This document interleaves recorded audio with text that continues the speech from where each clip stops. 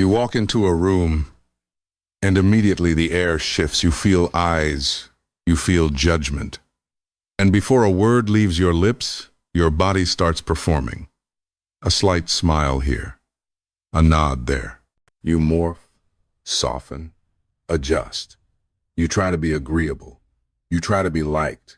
But beneath the smile is a silent ache, a quiet betrayal. Because every time you perform, you abandon a piece of who you are. This is not just social conditioning. This is the disease of approval. It starts young. Be good, be nice, be liked. And so we grow into adults who scan every room for validation, who shrink when misunderstood, who edit our truth in real time, just to avoid discomfort. But what happens when you spend your life being liked by everyone except yourself? Here is the truth. The need to be liked is not harmless. It is not kindness. It is not humility. It is a form of self-erasure, the slow death of authenticity. Because every time you choose approval over truth, you disconnect from your power. You become visible but invisible, present yet absent. The Stoics warned us of this trap. Marcus Aurelius ruled an empire yet wrote daily reminders to himself. Do not waste time trying to please the mob. Speak truth. Walk your path, even if no one claps. Because applause does not validate your purpose. Your value do. But modern life teaches the opposite. We live in a culture addicted to perception. Social media is the altar. Approval is the god. And we are the loyal worshipers, sacrificing authenticity for likes, for hearts, for a fleeting hit of worth. We do not live, we perform. But presence cannot coexist with performance. You cannot be rooted in your truth and dancing for the crowd at the same time. Something must be sacrificed. And if you are not careful, what you will sacrifice is yourself. So, here is the shift. You must let go of the need to be liked, not to become cruel, but to become free. You must be willing to be misunderstood. You must be willing to walk alone. Because only then will you know who you are without the noise. Presence begins when performance ends. When you stop morphing, stop apologizing, stop explaining. Presence is not loud. It does not shout. It simply exists. Solid, grounded, undeniable. Like a mountain in a storm. It does not need approval to prove its worth. It is worthy by nature. And yes, it will be tested. You will speak and they will mock. You will act and they will doubt.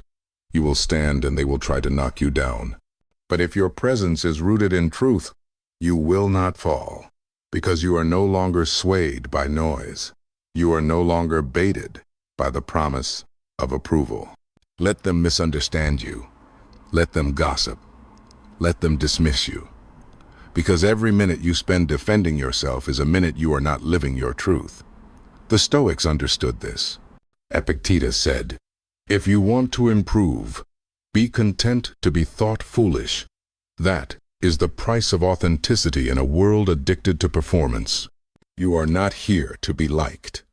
You are here to live aligned, to walk in purpose, to move with clarity. And when you do, something strange happens. The people who matter will find you. Not the crowd, not the noise, but the ones who recognize truth when they see it. So take off the mask. Stop bending to fit frames that were never made for you. Walk into the room and do not scan for approval. Scan for alignment. Be still. Be clear. Be real. Because the ones who see you will not require performance. They will recognize presence. And you will finally breathe. Now breathe again. That is the first taste of freedom. Someone insults you. You feel your chest tighten, your fists clench. A reply forms in your mouth before your mind even catches up. This is reaction. It is fast. It is automatic. It feels powerful. But it is not power. It is surrender. Because in that moment, you are no longer in control. Your emotions are driving the vehicle, and you are just a passenger. This is how most people live. They react to everything. A harsh comment, a dirty look, a rejection, a delay. Each one is a spark, and the fire spreads. But the Stoics saw this for what it was. Weakness disguised as strength. Noise pretending to be clarity. True strength, they said, is not the absence of emotion. It is the ability to feel fully and still choose wisely. You are angry. Good. Acknowledge it. You are hurt. Let it rise. But do not hand over the keys to your state. Do not let temporary emotion make permanent decisions. Marcus Aurelius wrote, "You have power over your mind, not outside events. Realize this, and you will find strength." Read it again. Your power lies not in controlling what happens, but in controlling your interpretation of it. When someone insults you, they reveal themselves, not you. When life throws chaos, it tests your center, not your worth. When failure comes, it offers feedback, not identity. But if you are not grounded, you will miss the lesson. You will react instead of respond. Response is different. Response is choice. It is slow. It is intentional. It pauses. It breathes. It considers. Then it moves with purpose. Response is the language of leaders, of warriors, of those who refuse to be puppets to circumstance. Let us not pretend it is easy. Emotional sovereignty is not gifted. It is earned through journaling, through reflection, through restraint. It is built in silence. In those private moments where you want to lash out but choose stillness, where you want to defend but choose grace, where you want to crumble but choose to breathe. Every time you choose response over reaction, you reclaim a piece of your power. You strengthen your fortress. And with time, the storms still come, but they no longer shake you.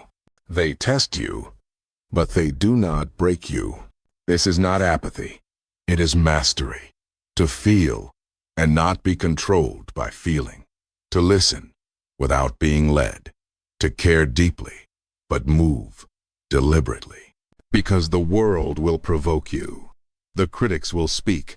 The circumstances will shift. But your power is not found in silencing the world. It is found in commanding yourself. You do not have to attend every argument you are invited to. You do not have to respond to every insult hurled your way. You do not have to react to every disruption in your path. Some things are not worthy of your energy. Some things are only worthy of your silence. This is the mark of mastery. To let the world be loud and still move from a quiet mind. To let people misjudge you and still act from clarity. To know that your value is not up for debate, and your peace is not up for sale. Anger will rise. Disappointment will visit.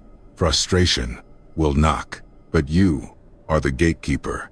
You decide what enters and what passes by.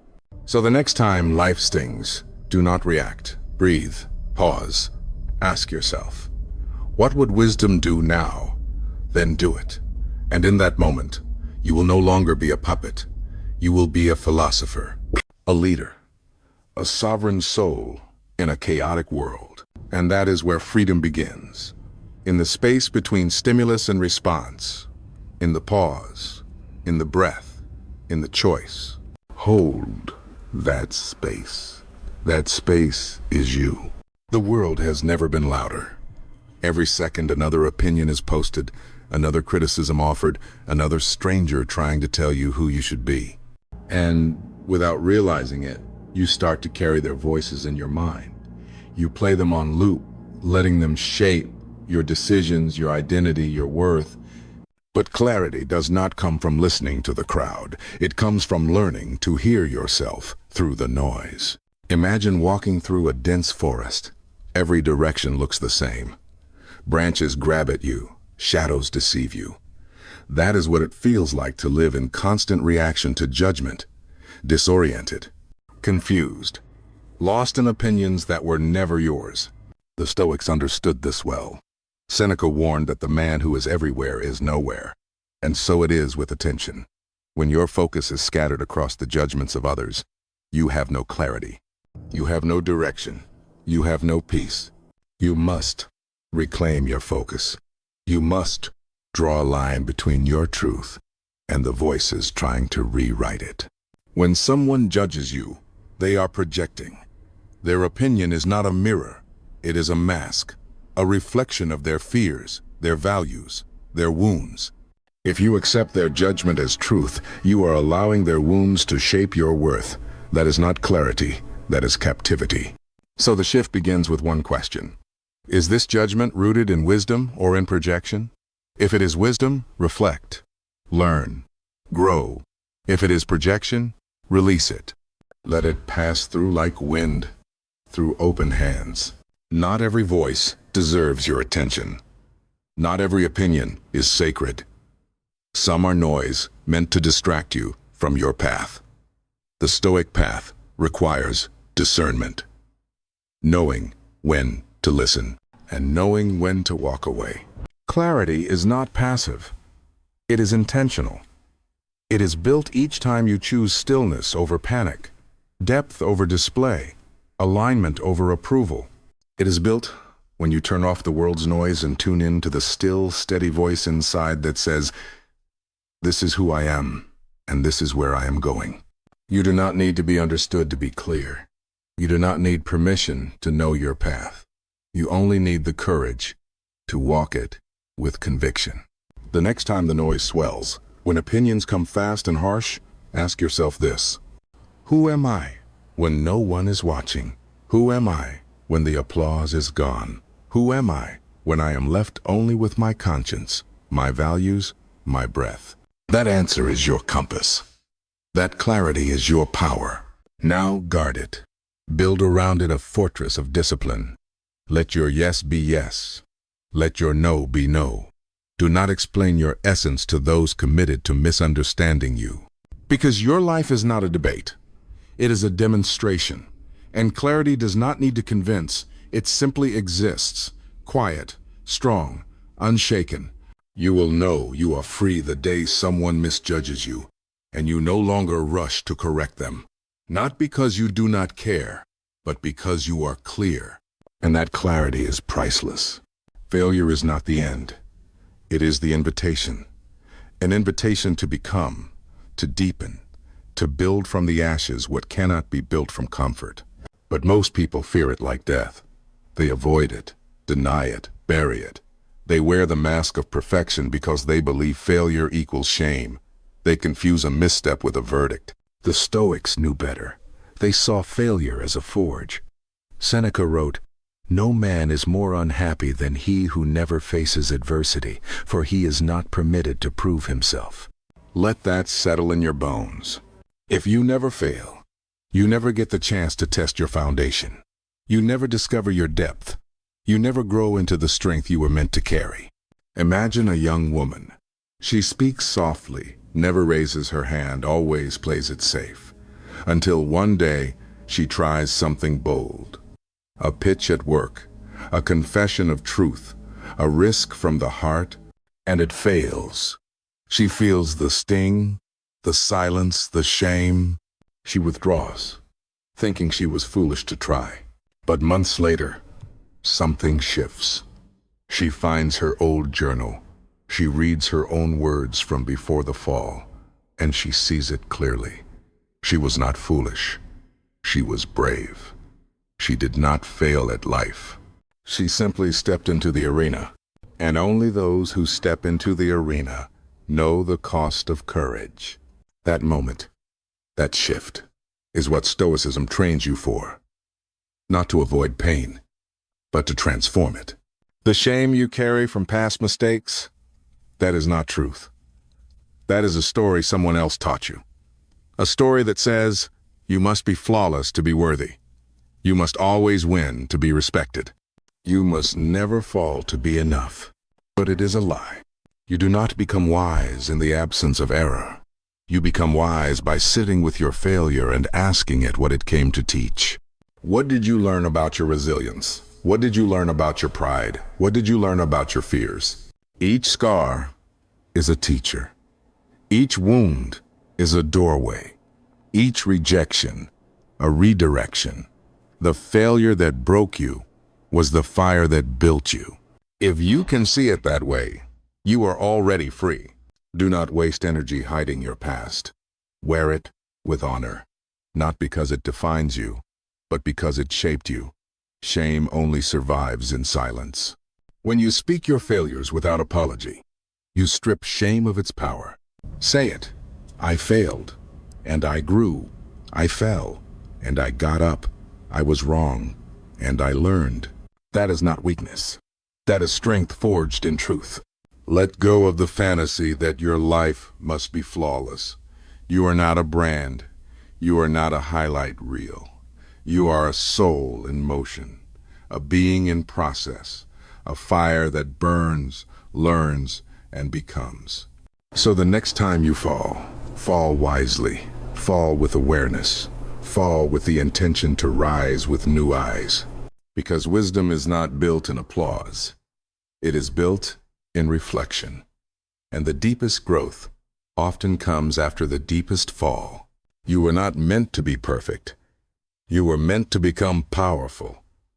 And power comes not in never falling, but in refusing to let shame have the final word. Failure is not your enemy. Your fear of failure is. Let that go, and you will finally step into the full weight of your strength. And that, my friend, is how shame becomes wisdom, how defeat becomes fire, and how you begin again, not broken, but refined. You are not here to perform. You are not here to win the vote of every stranger you meet. You are here to live in alignment with your values, with your truth, with your path. That is where freedom begins. That is where peace lives. But for most, life is an audition. Every room is a stage. Every decision, a calculation. Will they like me? Will they accept me? Will they approve of this version of me? So you contort. You adjust. You silence your instincts. You dress for applause, not comfort. You speak to be accepted, not to be heard. You live for reaction instead of reflection. And slowly, without even noticing, you disappear. Your identity becomes a collage of expectations. Your soul is drowned beneath layers of compromise. Your yes becomes a maybe. Your no becomes a whisper. And one day you wake up surrounded by people who like the version of you that does not exist. The Stoics saw this prison for what it was, a theft, a slow robbery of self. Epictetus wrote, "If you want to improve, be content to be thought foolish and stupid." That is not arrogance. That is alignment. You do not need to prove yourself to those who misunderstand you. You do not need to adjust your spirit to fit into the frame of their perception. Your worth does not rise or fall with their approval. Because the truth is this: if you still need applause to feel whole, then your wholeness is conditional, and anything conditional can be taken from you. But alignment, that is different. Alignment is internal. It is private. It is not a show. It is a knowing, a certainty that you are living according to your principles even when no one notices, even when no one claps, even when it costs you. And yes, it will cost you. You will lose the favor of some. You will be labeled difficult, arrogant, cold. You will be misunderstood, but you will sleep at night. You will walk with peace.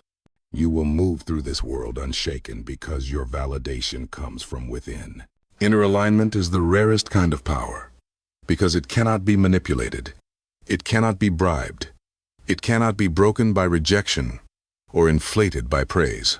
When you live in alignment, your decisions become simple, not easy, but clear. You no longer ask, "What will they think?" You ask, "What is right?" You no longer say, "How can I fit in?" You say, "How can I stand true?" You stop explaining yourself to people committed to misunderstanding you.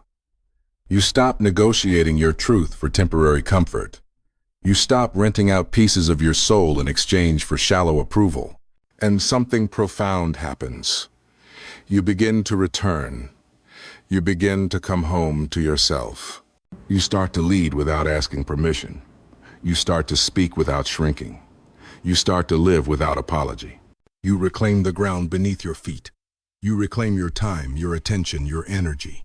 And in that sacred space, you discover something even deeper. That you were never lacking. You were never too much. You were simply misaligned. You were living by someone else's script, and it never fit. So now, you write your own. You walk your path. You let them talk. Let them judge. Let them go. Because you are not here for applause. You are here for truth. You are here for purpose. You are here to become whole, even if it means walking alone. And that, finally, is not loneliness. That is liberation. Death is not the end. It is the mirror. A brutal reminder that this moment, right now, is all you truly own. Not tomorrow, not next year, just now. And if you forget that, you forget how to live. The Stoics never feared death. They invited its presence daily, not to be morbid, not to dwell in darkness, but to wake up, to sharpen the edge of awareness, to remind themselves that every breath was borrowed, and every second was sacred. Momento Mori. Remember, you will die. Not someday, not eventually, but perhaps sooner than you think. And so the question becomes urgent. Are you living as if this matters? Because most are not. Most are waiting. Waiting for permission, for clarity, for a sign. They delay their truth until it is convenient. They postpone their purpose until it is safe. They keep pushing the real life out past the horizon, thinking they have time. But time is a liar when taken for granted. It lulls you with comfort. It seduces you with someday, until one day becomes never, until your dreams rot in the graveyard of good intentions. You do not have time to waste on fear. You do not have time to delay your courage. You do not have time to be anyone other than fully, fiercely yourself. Because fear will always be there. Fear of rejection, fear of failure, fear of being seen, fear of being ignored. But fear is not the enemy. Paralysis is. Inaction is. Regret is. The Stoic path is not fearless. It is purposeful. You walk with fear, but you do not obey it. You feel its presence, but you do not surrender to it. Marcus Aurelius said, "You could leave life right now. Let that determine what you do and say and think. Let it cut through the noise. Let it burn through the excuses. Let it become the fuel for the fire that has been waiting to ignite. You want to write, speak. You want to change, move. You want to love, begin. Stop negotiating with fear. Stop making peace with your excuses. Stop living as if you have a spare life in storage. You get one chance, one voice, one window of time to become who you are meant to be. Not who they expect, not who they reward, who you are, in full, unfiltered, awake. So the next time you feel the weight of hesitation, the next time you hear the whisper of fear, answer with action.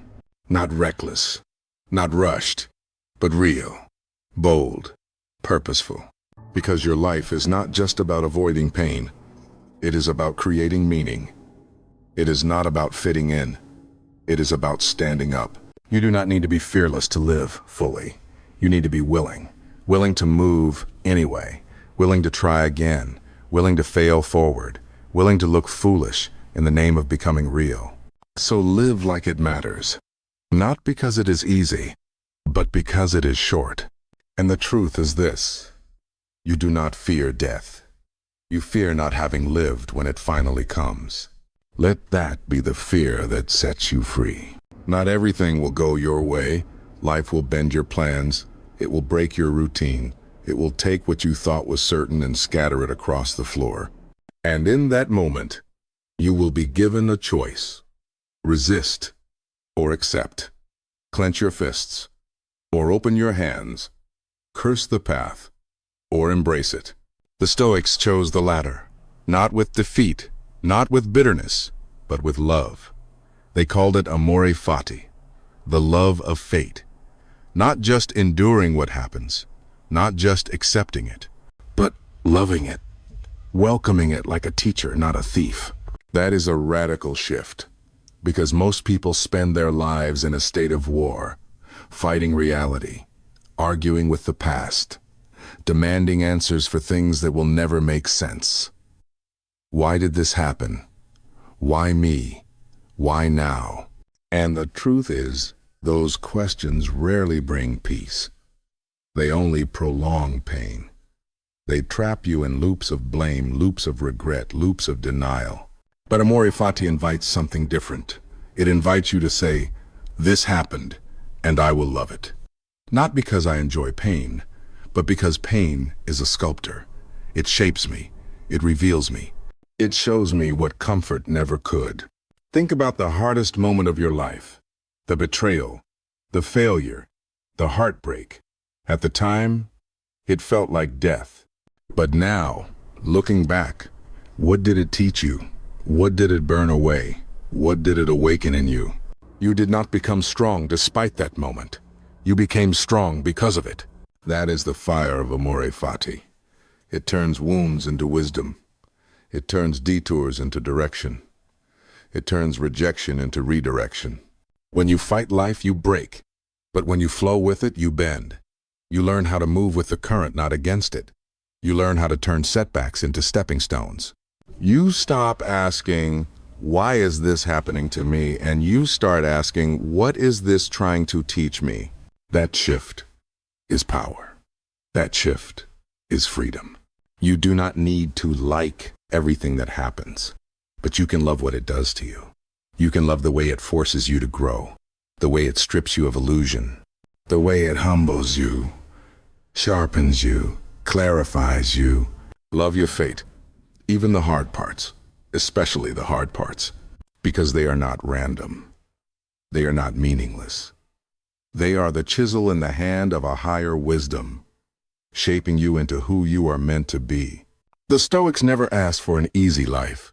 They asked for the strength to meet life fully, as it is, not as they wished it would be.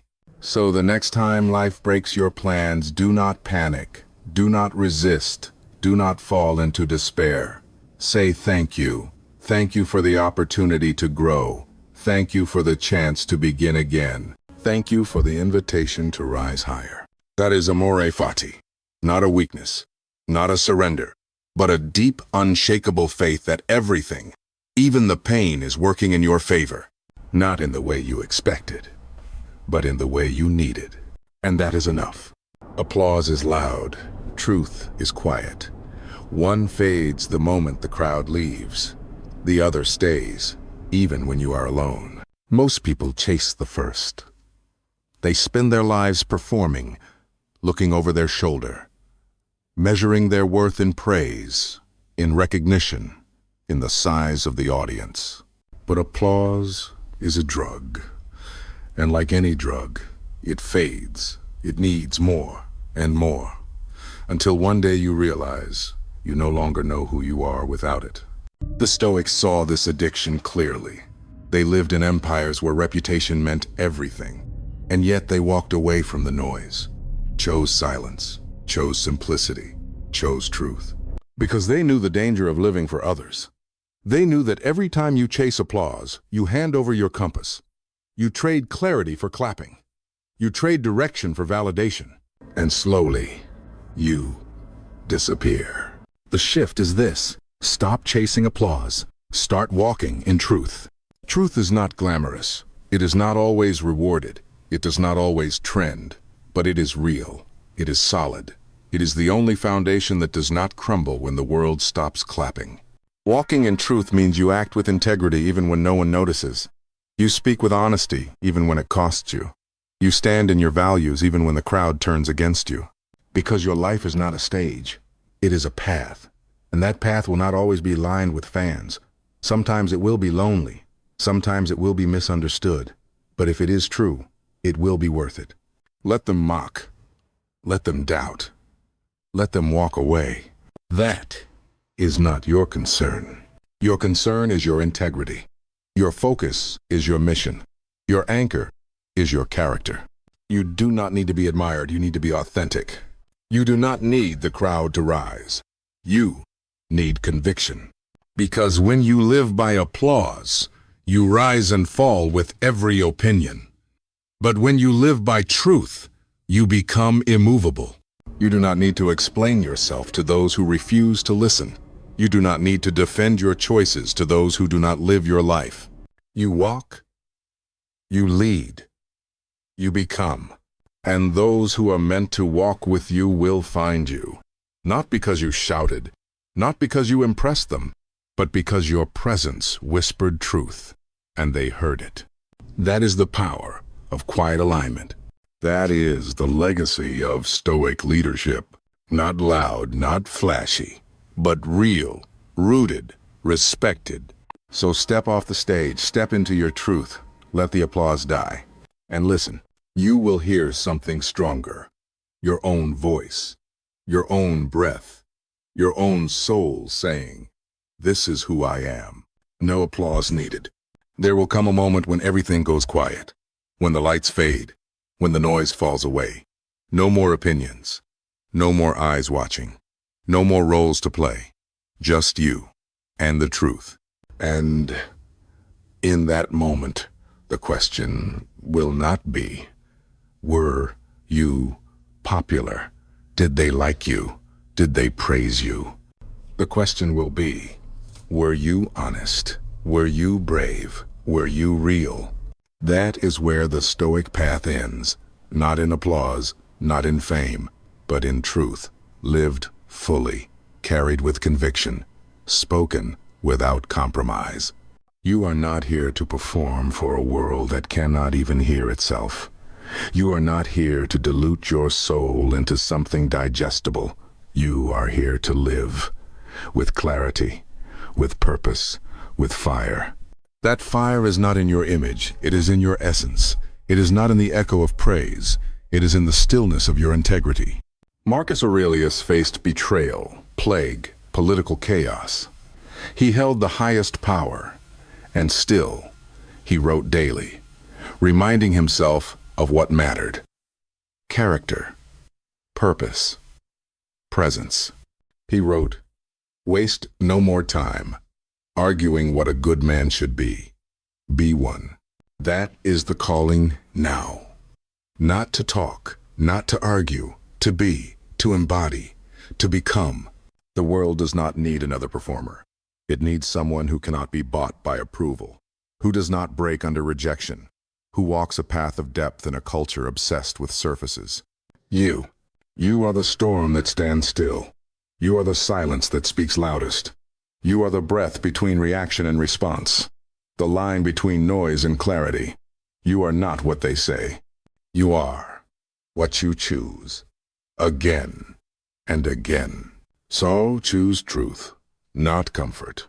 Choose discipline, not distraction. Choose courage, not compliance. There will be days when the pressure to conform roars louder than your values. Hold the line. There will be nights when loneliness tempts you to abandon your path. Stay the course. There will be failures that bruise your pride. Let them shape your wisdom, not your identity. You are not behind. You are not broken. You are not lost. You are waking up to a new kind of strength. Not the loud kind, not the violent kind, but the rooted kind. The kind that does not move just because the world does. This is your call. To stop renting out pieces of yourself for temporary validation. To stop betraying your values just to be liked. To stop shrinking.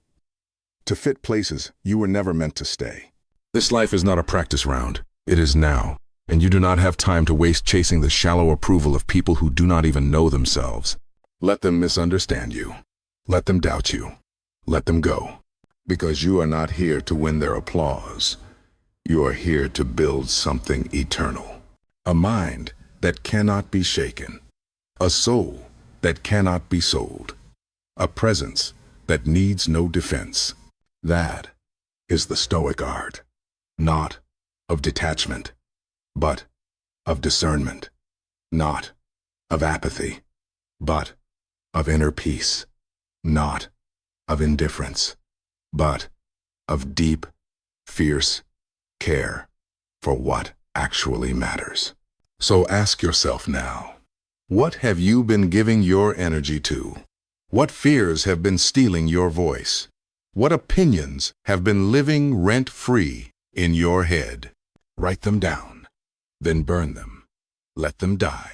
And in that space, plant something truer, your core values, your non-negotiables, your reason. Because in the end, that is all that will remain. You do not need everyone to understand you. You just need to understand yourself. Live like that truth matters. Live like your soul is not for sale. Live like this is your last chance to get it right. Because it is. And if no one claps, if no one notices, if no one agrees, walk anyway. Because the truth you carry does not need permission to exist. It just needs a place to stand. So stand. You are ready.